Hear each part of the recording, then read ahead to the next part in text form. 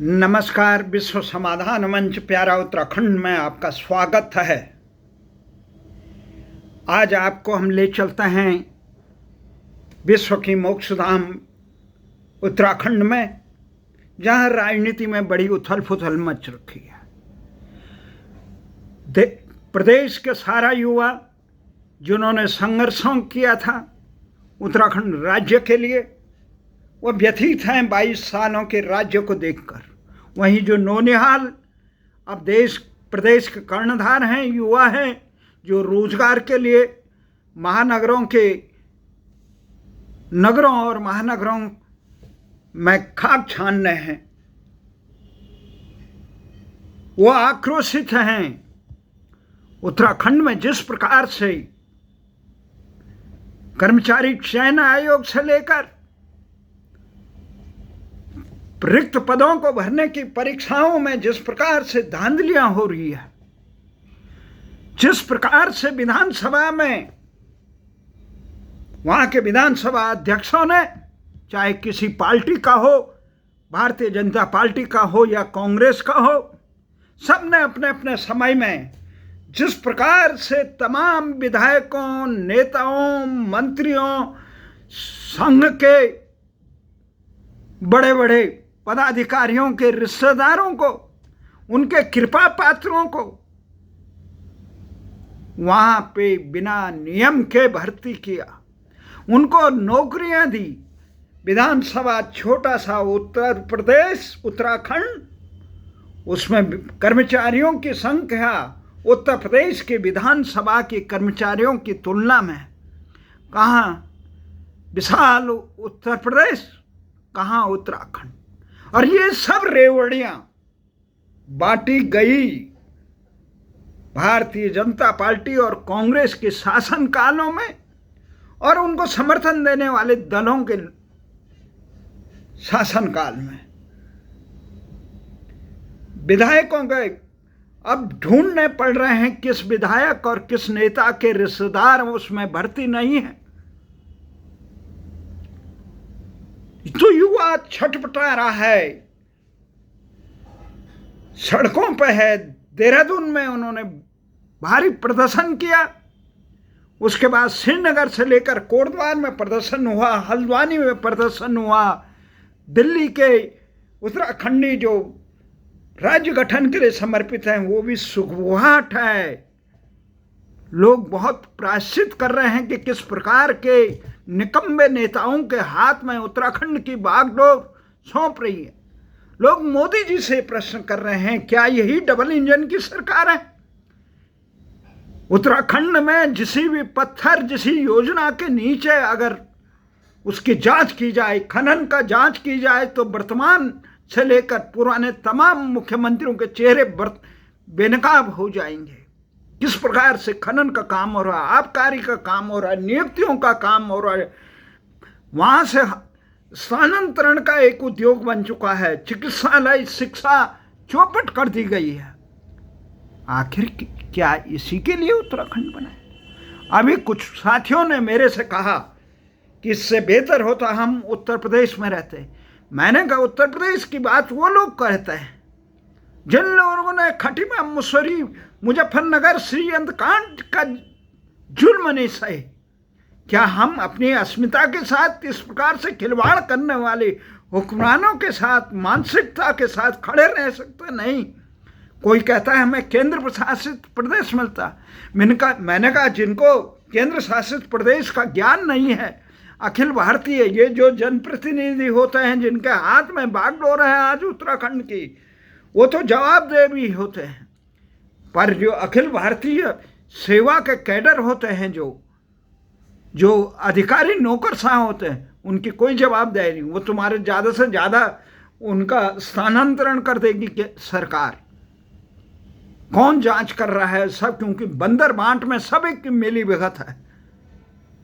तो इसलिए वहाँ भू कानून की बात नहीं कर सकते, वहाँ तुम अपनी संस्कृति की बात नहीं कर सकते।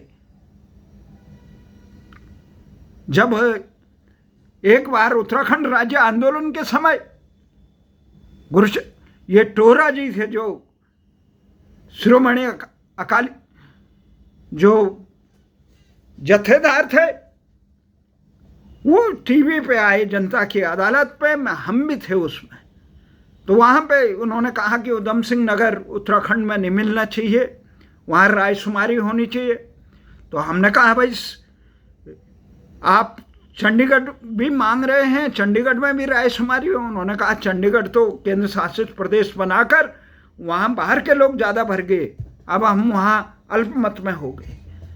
तो अल्पमत यहाँ जहाँ आपने अपनी संस्कृति को बचाना है, जहाँ आपने सीमांत क्षेत्रों को केंद्र शासित प्रदेश नहीं बनाया जाता है, अगर कोई जागरूक हो वहाँ जवाबदेही जनप्रतिनिधि कम से कम वो जनता के पास जनादेश की मांग तो करते हैं, नौकरशाह का कोई नहीं। अब काफी दिनों से मांग कर रहा था राजधानी गैरसैंण की, राजधानी गैरसैंण की मांग की जा रही थी। तो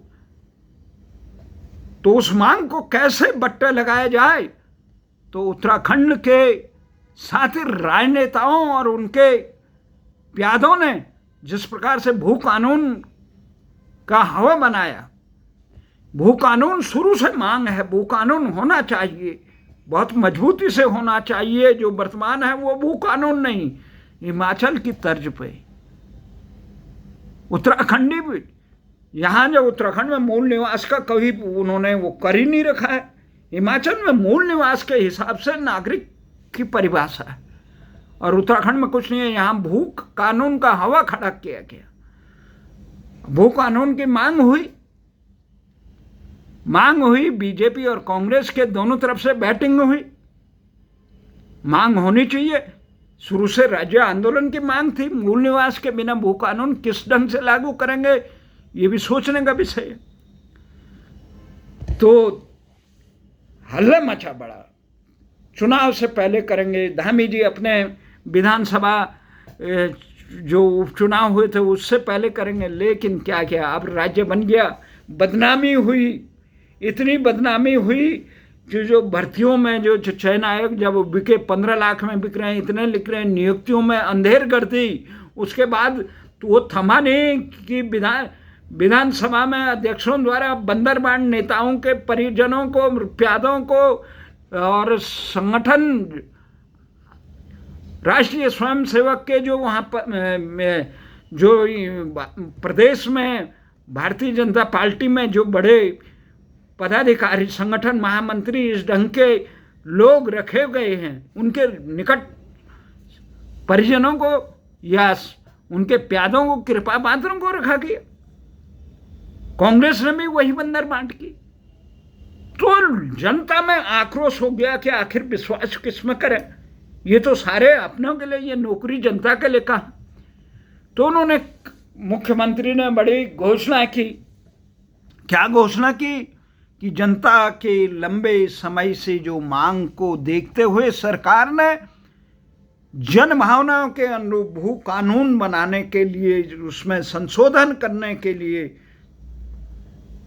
निर्णय लिया है। और इसी को निर्णय को कैसे अमली जामा पहुंचाए, उसके लिए उत्तराखंड भू कानून अध्ययन परीक्षण समिति का एक उच्च अधिकार प्राप्त समिति, जिसके सदस्य हैं अजेंद्र अजय जी, जो भू कानून के लिए भी काफ़ी पहले से डफली बजा रहे थे, और जिन्होंने अपनी रिपोर्ट भी दी।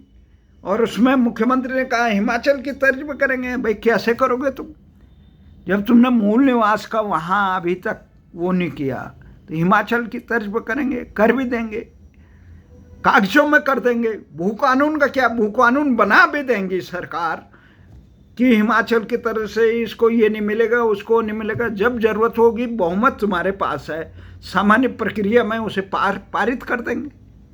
जब तुम्हें जरूरत थी 6 दिसंबर 2018 को, जब देश के एक बड़े उद्योगपति को यहाँ पर सौर ऊर्जा का बड़ा प्लांट लगाना था, 400-500 मेगावाट का, उसके लिए जमीन चाहिए थी, पहाड़ में भी उत्तराखंड में बड़े स्तर पे। तो आनन फानन में संशोधन किया गया,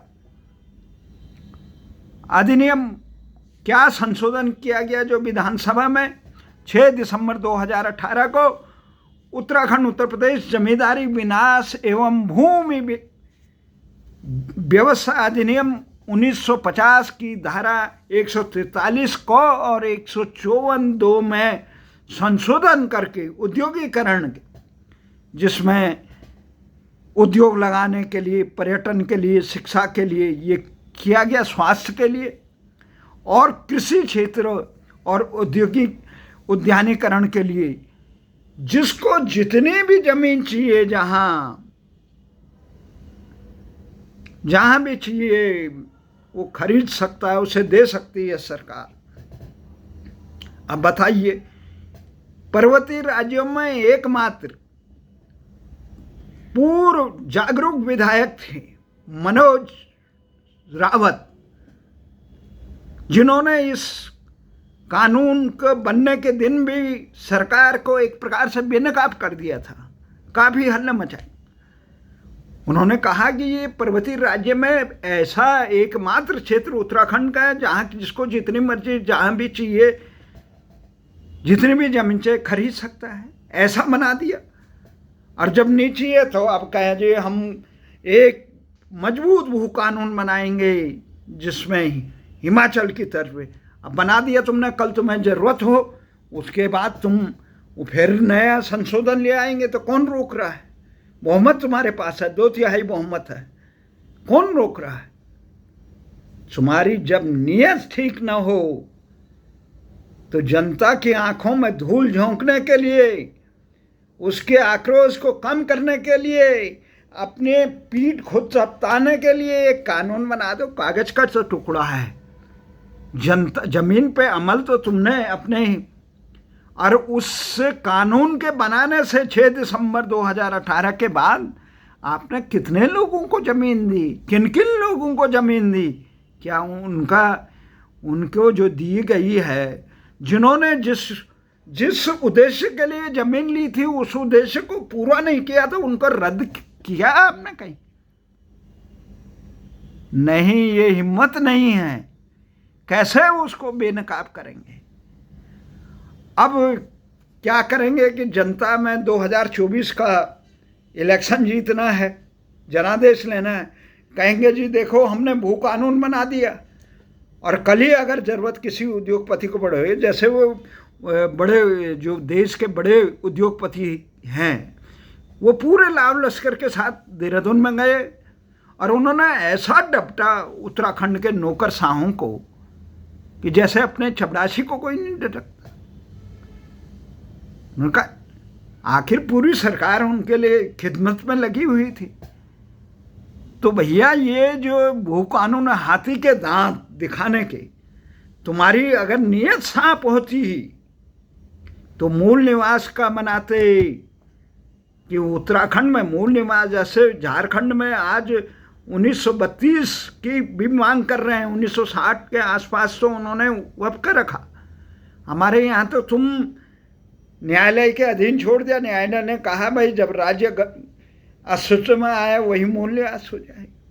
तुमने ये नहीं देखा ये सीमांत क्षेत्र है, यहाँ पे घुसपैठियों, अपराधियों और देशद्रोहियों से बचाना है सीमांत क्षेत्र को, कुछ नहीं। आका ने जब रीढ़ विहीन प्यादे थोप दिए जाए, दिशाहीन पदलोलूप लोग जिनको समाज का कोई ज्ञान नहीं है, जिन्होंने जनसंख्या पर आधारित विधानसभा परिसीमन थोप कर विरोध तक नहीं किया, झारखंड ने किया, पूर्वोत्तर ने किया। उत्तराखंड के मुख्यमंत्री उस समय तिवारी और खंडूड़ी थे, उनको इतना नैतिक साहस नहीं। चुनाव आयुक्त थे तत्कालीन, उन्होंने उनके सलाहकार जो वर्तमान में देश के सबसे बड़े प्रेस क्लब ऑफ इंडिया के इस समय अध्यक्ष हैं उमंग आल्ला खेड़ा, उनको कहा भाई अब आप अपनी विधानसभा में लिखा कर लाए, सरकार से लिखाने हम रोक देते हैं। 6 सीटें कम हो गई, कोई ज्ञान ही नहीं है। उन्हें ये लगा जैसे फौज में ऊपर से आदेश आता है उससे नहीं करें। जब उत्तराखंड के हकूकों को, सामाजिक सरोकारों से तुम्हारा कोई वास्ता ही नहीं, इस प्रकार के रीढ़ विहीन, जिसमें त्रिवेंद्र टाइप के लोग भी भरे थे। त्रिवेंद्र को ये था ऊपर वाले ने जो कह दिया नीचे हमें करना है, उन्होंने मंदिर कमेटी जैसे बनवाई, जिस ढंग से मंदिर के लिए ट्रस्ट बनवाए गए, जिस ढंग से वहाँ पे भू कानून में संशोधन किए गए, जिस प्रकार से ग्रीष्मकालीन का किया, ग्रीष्मकालीन राजधानी थोपने का एकमात्र ये कारण है कि उत्तराखंडियों को जो क्षेत्रवाद का वो लगाकर, जो राष्ट्रभक्त उत्तराखंडी जो अपने खुद को सबको समर्पित करके देश की मूल संस्कृति की रक्षा करते हैं, जो देश की सीमाओं की रक्षा करते हैं, उन पे आप अलगाववाद की बात है और आपने गैरसैंण को अलग कर दिया। आपने ये पूरा हरिद्वार क्षेत्र मिला दिया। अब कह रहे हैं कि वहाँ पे बाहर के लोग घुस गए हैं और वहाँ संस्कृति नष्ट हो रही है। भाई घुसाए तुमने है ना।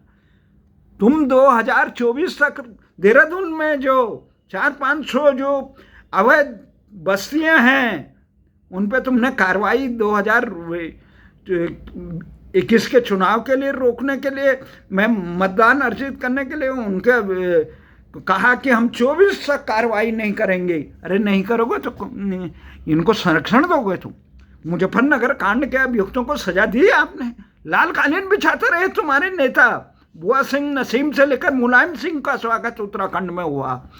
जो सीबीआई द्वारा चिन्हित गुनाहगार थे उनको उत्तराखंड में नौकरी दी गई। उनको बड़े पदों में, मुलायम के रहमो करम पे पलने वाले लोगों को पार्टियों ने अपने संगठनों और सरकार में महत्वपूर्ण पदों पे आसीन करे। लाल कालीन किसने बिछाई? बुआ सिंह और अनंत कुमार। उनके केस को कमजोर करने का किसके में, किस प्रकार से कमजोर पैर हुई? किस सरकार ने मांग की केंद्र सरकार से कि एक नया मजबूत आयोग गठन किया जाए? आप तो उनके स्वागत में, आप तो उत्तराखंड में उन्हें धरती में पांव रखने से पहले आप उनको बंद कर देते, एयरपोर्ट से बाहर नहीं आने देते। सरकारें चलती है इकबाल से, नैतिक साहस से। इजराइल की तरह इजराइल के हितों पे रोंदने वालों को वो संसार के किसी कोने में उसमें नहीं छोड़ते। आपकी पुलिस प्रशासन क्या करती रही? आपके इतने बड़े संगठन है, केवल लाल कालीन बिछाओ, जो भारत माता की जय करने से सब कुछ हो जाता है।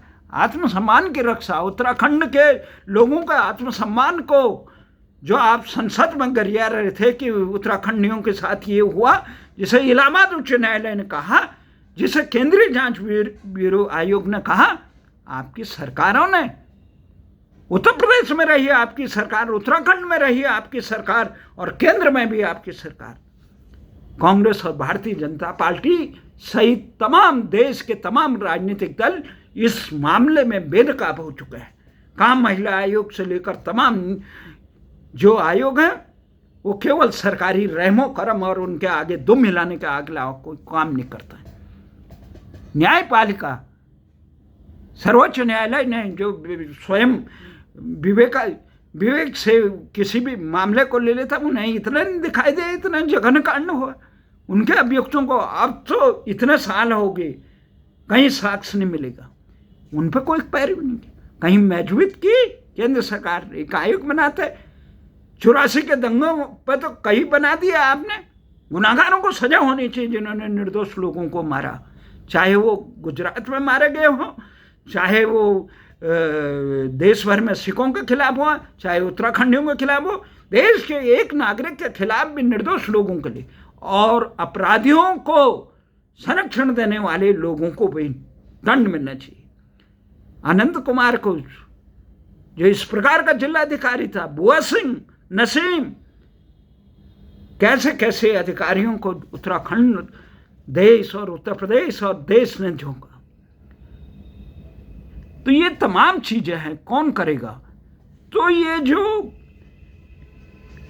अब कहेंगे जी भू कानून बना दिया हमने, जनता तो तमाशबीन है, कहेगी बहुत अच्छा बनाया जी, कमाल कर दिया। इतना खंडूर जी ने भी कमाल कर दिया था, उन्हें ये भी नहीं पता है कितने विधानसभा खंडूर जी ने के कारण गोल हो गए। उन्होंने तो अपने मामा के नाम पे राजनीति में अपनी रोटियां सेक ली, ईमानदारी के नाम पे बच्चों को राजनीति में वो कर दिया, और भारतीय जनता जो परिवारवाद का विरोध कर रही है उन्होंने भी पोषित कर दिया। अब ये तमाम जितने फ्यूज कारतूस हैं उत्तराखंड में उनको बना दो। भ्रष्टाचारियों को कभी बीजेपी गले लगाए, कभी कांग्रेस गले लगाए। तो भाई साहब ये जो चीज़ें हैं, जो अच्छा काम करे उसको तो असुरक्षा के भय से उसका कद बढ़ जाएगा, तो हमें क्या होगा, अरे भैया तुमने, भगवान ने 2 बार तुम्हें प्रधानमंत्री बना दिए, तुम्हें ये कर दिया, तुम इतने मजबूत हो, काम अच्छे करो, जनता तुम्हारे साथ है, तो तुम्हें उत्तराखंड के इतना बदहाली के लिए इस प्रकार के दिशाहीन पदलोलुप लोगों को क्यों आसीन कर रखे हैं। अब हिमाचल की जैसे करेंगे भले हम, अब क्या करेंगे जी। यहाँ अभी एक भ्रष्ट अधिकारी उद्यान में भी लाए गए थे खोज के बड़े मंत्री द्वारा, अब उसको भी बाहर, उस पर भी जांच चल रही है। क्या होगी जांच, या खुदा कैसा जमाना आ गया, कातिल खुद फैसला सुनाने आ गया। क्या होती है जांच। ये आयोगों की कितने अपराधियों को दंडित किया गया आज तक। उत्तराखंड में तो इतने आयोग बन चुके हैं, जब से राज्य हुए एक दूसरे के भ्रष्टाचारों को चुनाव में जनादेश दूसरे को का चेहरा दिखाते हैं, वोट का हरण करके बाढ़ में जाए हो, तू भी खा मैं भी खा, दोनों माए। अभी जब यहाँ पे मूल निवास का नहीं बनाया तुमने, हिमाचल में तो टेनेंसी एक्ट की धारा 118 है जिसमें बाहर वाला सीधा जमीन नहीं खरीद सकता।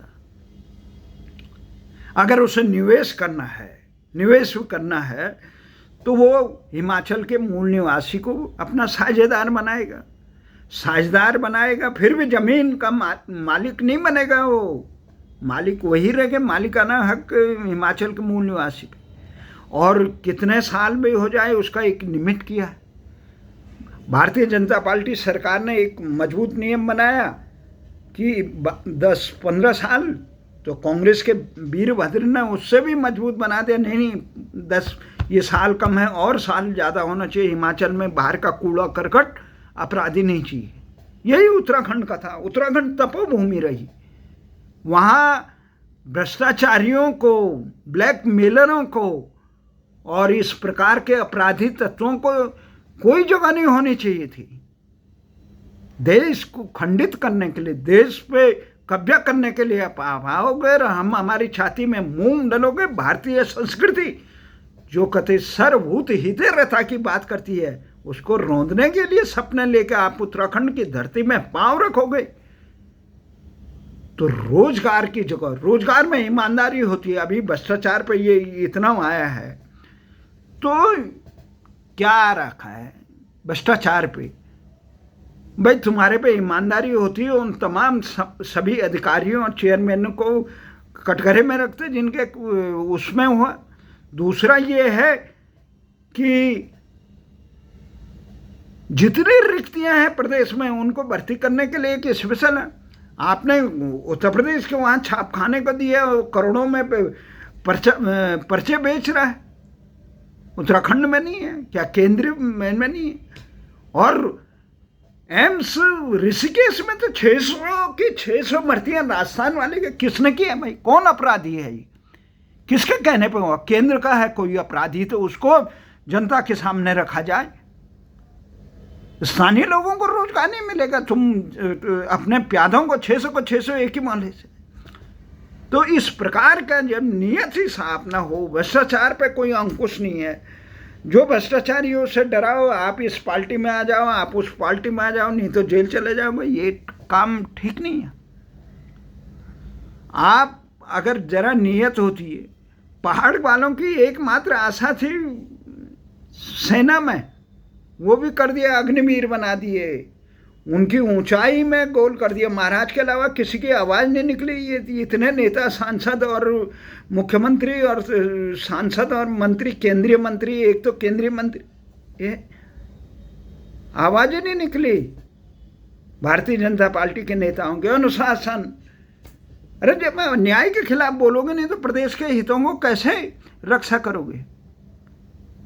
तो ये तमाम चीज़ें हैं कि भर्ती में हम अभी दंडित करेंगे, ये बना देंगे, वो 2-4 महीने में का ड्रामा करेंगे। एक थोड़ा जैसे मसाण लग गया तो मसाण क्या लगा भाई, उत्तराखंड में मसाण लगा, किसी बकरी को ढूंढेंगे, उसका बलि चढ़ा दोगे तुम। वही छोटे प्यादे, छोटे वो मकान सिंह क्या है, वो मन्नाल इस ढंग के लोगों को या 2-4 बच्चों को पढ़े उनको वो करेंगे। बाकी भर्तियां कौन करेंगे? नेताओं के वो वहीं रहेंगे विधानसभा में, हटा भी दोगे तो सभी के हटेंगे अपने। तुमने नई भर्तियां युद्ध स्तर पे कर देनी चाहिए थी, किसके लिए इंतजारी कर रहे हो? तुम्हारे पास कोई वो ही नहीं है। उत्तर प्रदेश का वो कर रहे हैं, योगी जी मजबूती से ईमानदारी से काम करते हैं। उन्होंने भर्ती आयोग में तमाम प्रकार की विसंगतियों को दूर कर दिया, वहाँ सही ढंग से भर्तियाँ हो रही हैं। भ्रष्टाचारियों की संपत्तियाँ जब्त कर दी, वहाँ पे वो बुलडोजर चल जाते हैं, दंगा करने वालों पे, अपराध करने वालों पे अंकुश। आपने देखा वो भी कर रहे हैं कि मदरसा में वो, तो मैं भी हल्के उसमें क्या है, 4 अधिकारी भेजना, वो वाह हो जाएगी। आप मजबूती से करिए। आप कह रहे हैं 2024 तक हम जो देहरादून में अवैध कॉलोनी उन पे वो नहीं करेंगे, कार्रवाई नहीं करेंगे, तो इस ढंग से बचाया जाएगा उत्तराखंड। उत्तराखंड बचाने के लिए आपने कभी भू जल जो संसाधन है हमारे, जो उत्तर प्रदेश ने टिहरी बांध से लेकर अन्य बांधों में हमारे हितों का वो कर रखा, उसके खिलाफ सर्वोच्च न्यायालय में किया नहीं किया, केंद्र सरकार के दर पर किया नहीं, विशेष ढंग से मजबूती से नहीं उठाया। तो ये जनसंख्या पर आधारित विधानसभा का परिसीमन कभी उस पर रोकने का कोई वो नहीं है। किस प्रकार से अपराधी तत्व उत्तराखंड के में घुस चुके हैं, अब वो हमारे भाग्य विधाता बनने वाले हैं, उन पर अंकुश नहीं लगाओगे। केवल गाल बजाने से नहीं चलता है। जनता की आंखों में आक्रोश, तुम एक झुंझुना पकड़ा दोगे कि हमने भू कानून बना दिया और हमने नियुक्तियां रद्द कर दी है और 2-4 मुस्टंडे पकड़ लिए हैं, इससे नहीं चलने वाला। नीयत साफ होनी चाहिए, वीरभद्र और परमार की तरह प्रदेश से लगा हो, पर रीढ़हीन नेता, पदलोलू प्यादे जो केंद्र से थोपे जाते हैं, थोपे तो जाए पर अपना कार्य तो करे। जिन्हें उत्तराखंड की जन आकांक्षाओं में अपना स्वर गैरसैंण बोलने में डर लग रहा है। जब तक गैरसैंण सत्ता में थे, त्रिवेंद्र ने परसों किस प्रकार से एक बात कही, बहुत अच्छी बात कही। क्या कही कि गैरसैंण वालों जागते रहो, राजा तभी जागेगा जब आप जागेंगे। ये तो ठीक बात है। जनता, क्योंकि ये सत्ता के मद में मस्त होते हैं, उन्हें इतना तिजोरियां भरने से और अपने आकाओं की आरती उतारने से आगे कोई फुर्सत नहीं होती है। अपने प्यादों को आसीन करने से अलावा कोई फुर्सत नहीं। ये जन सेवा का नाम का नाटक है, पर ये केवल वही चंगेजी काम होता है। जागते रहो। गैरसैंण में जन शहीदों की जन भावनाओं के अनुरूप है। जन भावना भी इतनी झूठ तो मत बोलो त्रिवेंद्र जी, जन भावना के नहीं, तुम पता नहीं किस अपने आकाओं को खुश करने के लिए, अपने दुराग्रह या ज्ञानता को दूर करने के लिए आप ग्रीष्मकालीन राजधानी बनाई। अब आपको या तो सांसद बनना है या मुख्यमंत्री बनना है, तो आप गैरसैंण करा कर चलो, किसी भी बहाना करे, केशव केशव कूकिए मत कूकिए आसान। हम स्वागत करते हैं, आपने सच बोलने की हिम्मत तो दिखाई कि गैरसैंण में ग्रीष्मकालीन राजधानी से और भी बड़ा काम होना चाहिए जन भावनाओं के अनुरूप। वो काम बोलने की हिम्मत भी आप में आने, स्थायी राजधानी बननी चाहिए। क्योंकि भारतीय जनता पार्टी के हो अनुशासन में रहना की बात हो रही है, वहाँ नारे भी लगे थे आपके स्वागत में कि गैरसैंण की जो बात करेगा वही उत्तराखंड में राज करेगा।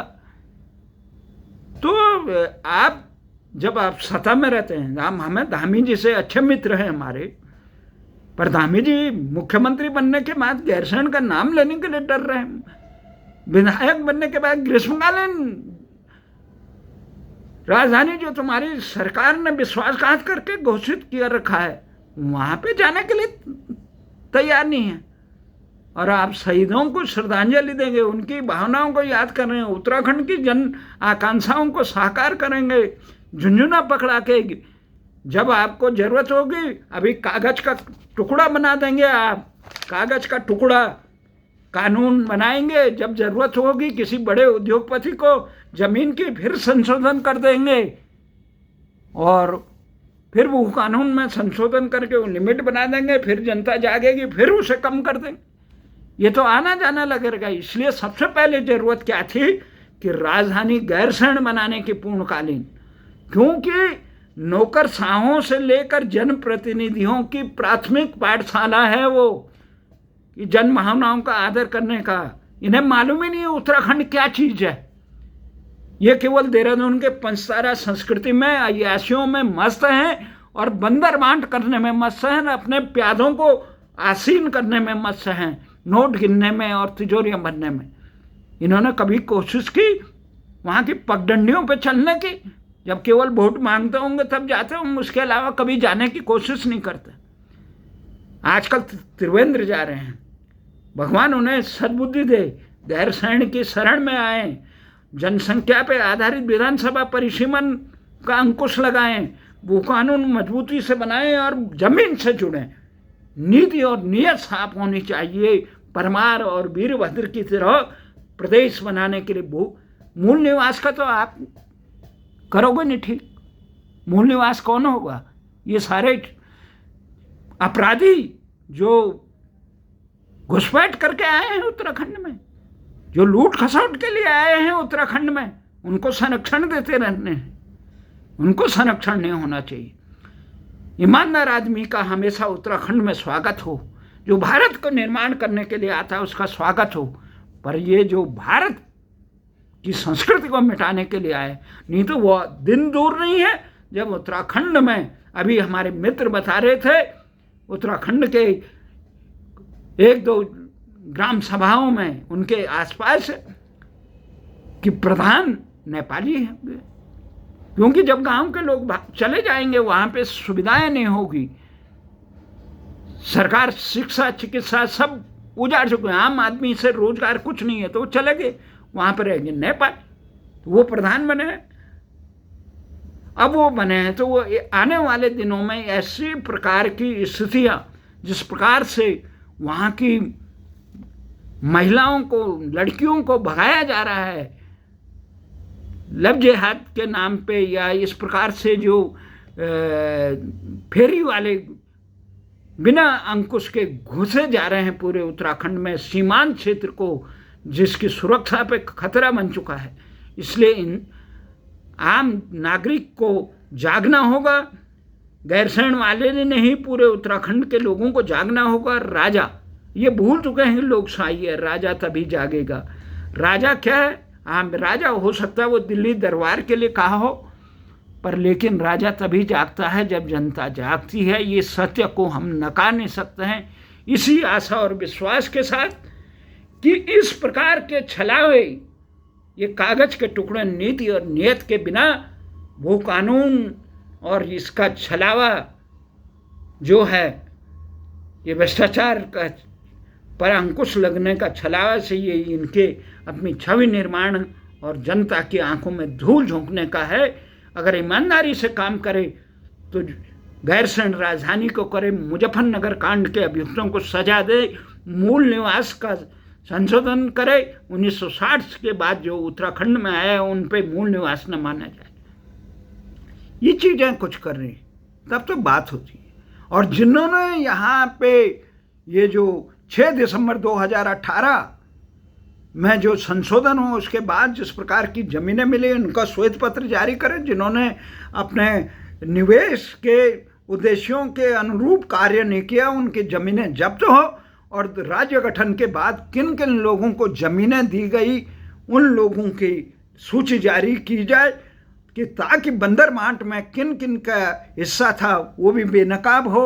उत्तराखंड के लोग जब तक जागेंगे, ये ज़रूरत है, कागज का टुकड़ा नहीं चाहिए हमें, अपितु इनको लोकशाही का पाठ पढ़ाने वाला गैरसैंण राजधानी और मजबूती से चाहिए, मूल निवास के साथ चाहिए, और भू कानून तभी ठीक होगा, नहीं तो ये कभी भी विधानसभा में संशोधन लाके इसको जब ज़रूरत होगी तब उसकी सीमाएं घटा देंगे और जब ज़रूरत होगी उसकी सीमाएं 6 दिसंबर 2018 की तरह बढ़ा देंगे। इसी आशा के साथ जनता को जागना होगा, तभी राजा जागता।